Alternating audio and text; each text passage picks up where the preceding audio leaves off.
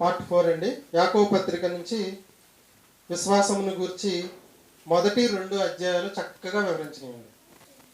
ఈ విశ్వాసంలో అభివృద్ధి గురించి మీకు యాకోబు రాసిన పత్రిక మొదటి అధ్యాయం 2వ అధ్యాయం మొత్తం అంతా కూడా విశ్వాసం గురించే ఉంటుంది.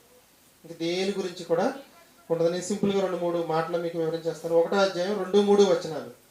మీ విశ్వాసమునకు కలుగు పరీక్ష ఓర్పును పుట్టించినని విరిగి నానా విధములైన శోధనలో పడినప్పుడు అది మహా ఆనందమని ఎంచుకొనుడి. 5-6 వచనాలు. మీకు ఏమైనా జ్ఞానం కొదువుగా ఉంటే సందేహింపక విశ్వాసంతో అడగండి. దేంతో అడగాలి? విశ్వాసంతో అడగండి. 21వ వచనం. వాక్యాన్ని సాత్వికంతో అంగీకరించండి. 22వ వచనం. వాక్య ప్రకారం ప్రవర్తించండి. 26వ వచనం. నోటికి కళ్ళెం పెట్టుకోని భక్తి వ్యర్థము. 27వ వచనం. ఇహలోక మాలిన్యాన్ని మీకు అంటించకుండా చూసుకోండి. 2వ అధ్యాయం 1వ వచనం.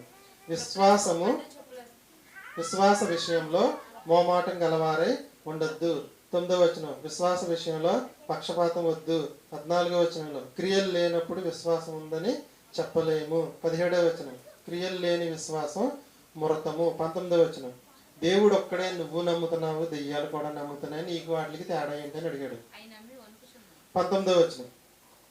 20వ వచనం. క్రియలు లేని విశ్వాసం నిష్ఫలం. విశ్వాసము క్రియ అనేది మీకు పార్ట్ 2లో చెప్పేసాను. దాన్ని వివరిస్తూ 21వ వచనంలో మనకి ఒక సందర్భాన్ని చెప్పాడు. అది చూసి ముగించేసుకుందాం మనం. చూడండి. మన పితరుడైన పార్ట్ 4 అండి. లాస్ట్ అయిపోద్ది. పార్ట్ 5 కూడా ఉంది. సరిపోద్ది టైము.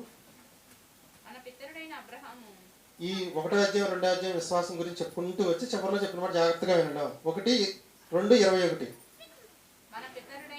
మన పితరుడైన అబ్రహాము తన కుమారుడైన ఇస్సాకును బలిపీఠం మీద అర్పించినప్పుడు అతడు క్రియల వలన నీతిమంతుడని తీర్పు పొందలేదా? దేవుడు ఏమన్నాడంటే 100 సంవత్సరాల తర్వాత పిల్లోడిని ఇస్తే నీ కుక్కగానైన ఒక కొడుకుని నాకు బలిచ్చే అన్నాడు.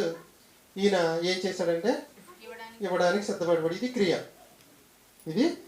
క్రియ. 22వ వచనం.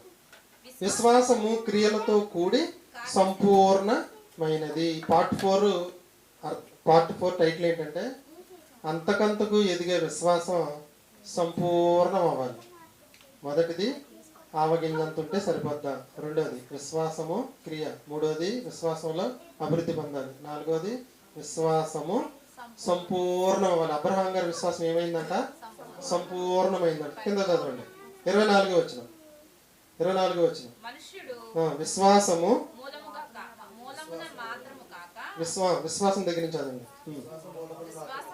విశ్వాస మూలమును మాత్రమును కాక క్రియల మూలముగా నీతిమంతుడని ఎంచబడేను. మనకి విశ్వాసము క్రియ అంతకంతకు అభివృద్ధి పొంది సంపూర్ణమైతే మనం నీతిమంతులుగా తీర్చబడితే మనం పరలోకానికి తీసుకెళ్ళడం దేవునికి సాధ్యము. అలా కాకపోతే అసాధ్యము. 2:26. ప్రాణము లేని శరీరం ఎలాగో మృతమో క్రియలు లేని విశ్వాసం కూడా అలాగే మృతమని చెప్తూ ఈ 2 అధ్యాయాలు మొత్తం ఏం చెప్పారంటే విశ్వాసాన్ని గురించే చెప్పడం అనేది జరిగింది. ఏం చూపించాడంటే మనకి ఇక్కడ అబ్రహాం గారి విశ్వాసం ఏమైందంట? సంపూర్ణమైందంట. మన విశ్వాసం కూడా ఏమవ్వాలంటే సంపూర్ణం అవ్వాలి. సంపూర్ణం అయితేనే మనం నీతిమంతులుగా తీర్చబడి. విశ్వాసం ఆవగింజంతుంటే సరిపోద్దని అక్కడే ఉన్నాం అనుకో, అక్కడే ఉంటాం. అభివృద్ధి ఉండదు, సంపూర్ణం కూడా ఉండదు. ఇప్పుడు చెప్పండి, ఆవగింజంత ఉంటే సరిపోద్దండి విశ్వాసం? క్రియలతో కూడిన విశ్వాసం కలిగి ఆ విశ్వాసం అభివృద్ధి చెంది ఆ విశ్వాసం సంపూర్ణమైనప్పుడే మనం నీతిమంతులుగా తీర్చబడతాం. అప్పుడే మనం పరలోకానికి వెళ్తాం. పార్ట్ 4లో ఏం చెప్పానంటే విశ్వాసం ఏమవ్వాలి? సంపూర్ణం అవ్వాలి. పార్ట్ 5 అండి. 10 నిమిషాలు అయిపోతుంది. వెళ్ళిపోదాం.